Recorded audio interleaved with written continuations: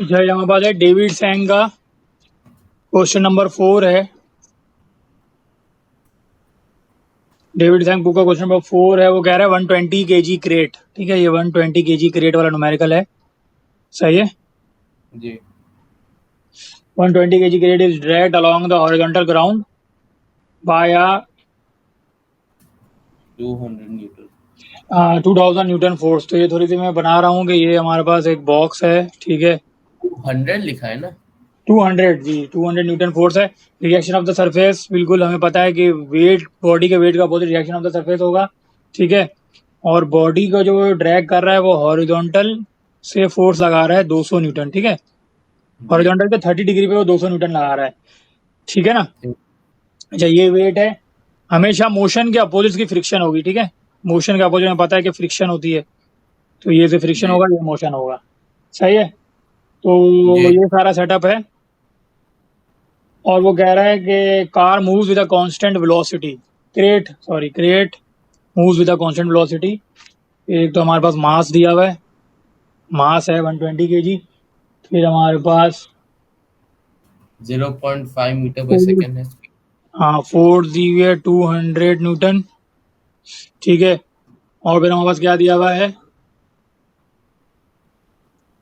और हमारे पास दिया हुआ है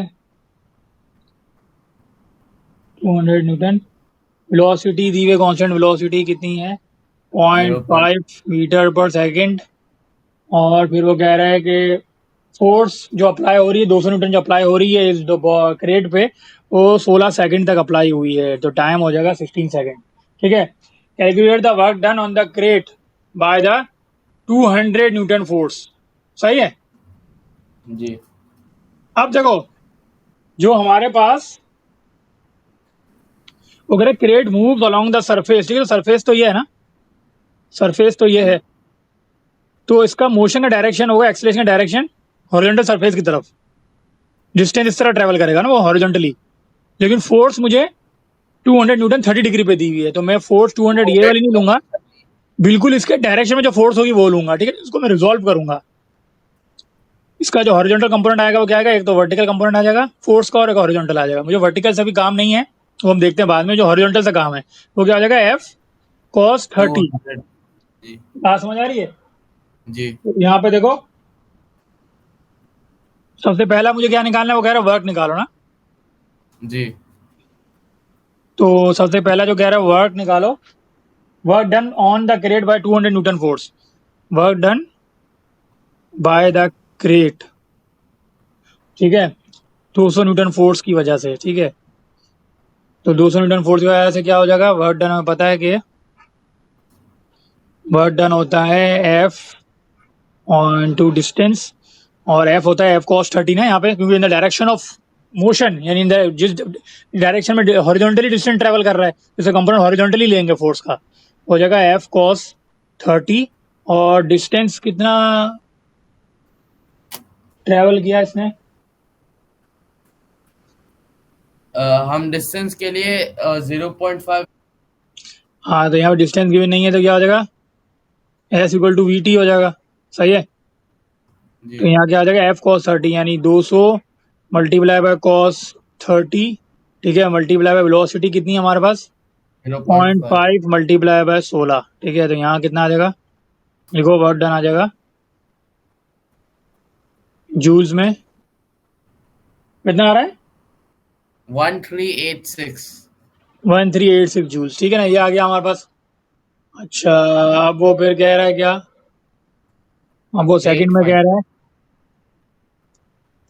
सेकंड में कह रहा है कि work done on the crate by the weight of the crate. ठीक है, अब देखो, मूव तो यहाँ पे कर रहा है, जी मूव तो हॉरिजॉन्टली कर रहा है, लेकिन वेट ऑफ द क्रेट क्या है, डाउनवर्ड है। जी सही है। तो वेट का जो कंपोनेंट यहाँ पे होगा हॉरिजॉन्टली, वो क्या होगा, 90 पे होगा ना। जी ठीक है, तो W equal to F dot D. सही है। और फोर्स कौन सी है, W नहीं आएगा, W कॉस 90। सही है, एफ W कॉस 90 और डिस्टेंस वही आ जाएगा 0.5 और 16, लेकिन यहाँ क्या है cos 90 जीरो हो जाता है, तो हमें कुछ चीज कैलकुलेट करने की जरूरत नहीं है, ये पूरा आ जाएगा जीरो। तो वर्क डन कोई ऐसी फोर्स से हो कि जब डिस्टेंस हॉरिजॉन्टली है और ये वर्टिकली है, अगर दोनों के दरमियान 90 डिग्री एंगल बन रहा है तो वहां पे वर्क डन जीरो हो जाएगा। सही है? जी, लेकिन ये लोग तो वेट पूछ रहे हैं ना। वर्क बाय वेट, ठीक है, वर्क डन बाय वेट कितना होगा वो ये पूछ रहा है, ठीक है। Work by the work done तो हर जगह पूछ रहा है, लेकिन यहाँ फोर्सेस चेंज हो रही हैं। एक दफा वर्क डन उसने पूछा 200 न्यूटन फोर्स की वजह से, एक दफा अब वो वर्क डन पार्ट 2 में पूछ रहा है इस वेट की वजह से, ठीक है। तो हर दफा वर्क डन ही पूछ रहा है, लेकिन जो फोर्स है ना in the direction of motion, वो कभी डायरेक्शन ऑफ मोशन में होती है, वो निकालनी पड़ेगी, ठीक है। अब ये डायरेक्शन, ये 200 न्यूटन था, डायरेक्शन ऑफ मोशन हॉरिजॉन्टल था, ये तो कांस्टेंट ही है, तो इस 200 का ये आया था कंपोनेंट F cos 30। यहाँ पे क्या आएगा W है, तो W का हॉरिजॉन्टल क्या होगा, एक ये हॉरिजॉन्टल है, एक वर्टिकल तो है, ये हॉरिजॉन्टल से कंपोनेंट ये आएगा, तो इसीलिए cos 90 आ जाएगा ना इसका। वेट और हॉरिजॉन्टल के दरमियान कितना होगा, cos 90 बन रहा है, 90 डिग्री एंगल बन रहा है, तो cos 90 आएगा। cos 90 जीरो होता है, इस वजह से यहाँ पे जो वर्क डन होगा वो जीरो हो जाएगा, ठीक है। तो ये है वर्क डन बाय वेट। तो हम सोचे तो जब भी हाँ, तो यहाँ पे उसने पूछा हुआ है कि पार्ट 3 में पूछा हुआ है कि नॉर्मल कांटेक्ट फोर्स, ठीक है, नॉर्मल जी, वो कांटेक्ट भी फोर्स की होगा। वजह से वर्क डन क्या होगा, ठीक है। तो यहाँ पे हमने यही देखा था कि हमारे पास डायरेक्शन ऑफ मोशन हॉरिजॉन्टली है, ठीक है, डिस्टेंस थोड़ा इज कैमरा बॉडी, ऊपर कर सकते हैं? ओ, पूरा नहीं दिख रहा। हॉरिजॉन्टल एक्सेलरेशन है एक ही तरफ, और हमारे पास यहाँ पे जो है वो नॉर्मल रिएक्शन है। तो जिस मतलब कि मोशन जो है वो हॉरिजॉन्टली है और वर्टिकली जो है वो जी, नॉर्मल कांटेक्ट फोर्स है, तो दोनों के दरमियान 90 डिग्री बन रहा है, तो इस वजह से यहाँ पे भी क्या हो जाएगा, W इक्वल टू F यानी कि R cos 90 multiply by S, ठीक है। तो cos 90 जीरो होता है, तो इसलिए यहाँ पे भी वर्क डन जीरो हो जाएगा, ठीक है। ठीक।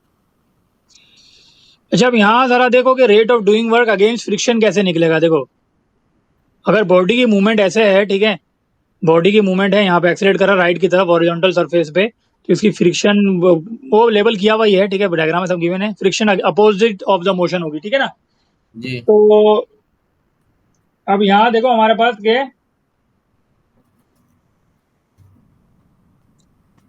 थर्ड लॉ ऑफ मोशन के हिसाब से क्या, opposite forces are equal in magnitude, ठीक है। तो यहाँ पे फोर्स का कंपोनेंट क्या आ रहा था, याद है? फोर्स का कंपोनेंट आ रहा था 200 138 cos 30, ठीक है। फोर्स का ओरिजिनल कंपोनेंट है 200 cos 30, तो इसके अपोजिट बिल्कुल फ्रिक्शन है ना, तो यहाँ पे भी क्या हो जाएगा 200 200। cos 30 है, फ्रिक्शन फोर्स यही आ जाएगी, बिल्कुल जो F का हॉरिजॉन्टल कंपोनेंट है वही फ्रिक्शन के बराबर होगा। सही है?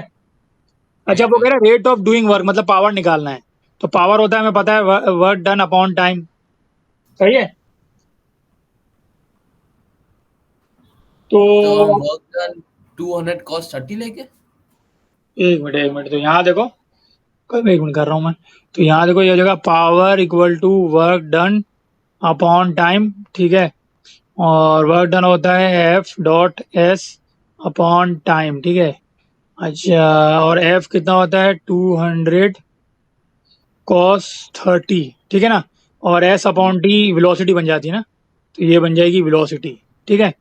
तो ये जगह 200 cos 30, और जो वेलोसिटी थी वो गिवन है सवाल में, कितनी गिवन है 0.5, जी, तो -0.5 होगी ना, कि नहीं ऐसे ही 0.5 लिखेंगे। 0.5 अपोजिट डायरेक्शन ऑटोमेटिक बता रहा है ना हमें, अपोजिट डायरेक्शन था, इक्वल अपोजिट डायरेक्शन, तो अपोजिट एरो हमने कर दी ना, अपोजिट एरो का मतलब ये है कि फ्रिक्शन अपोजिट है, वो ऑफ कोर्स बता रहा है, ठीक है। हम यहाँ खाली मैग्नीट्यूड लिख रहे हैं अभी, ठीक है, we are in concern with the magnitudes. तो यहाँ पे क्या हो जाएगा, देखो मेरे पास शायद आंसर आ रहा है 86 वॉट, ठीक है, तो this will be the answer, power का ही आंसर होगा, ठीक है, rate of doing work against friction.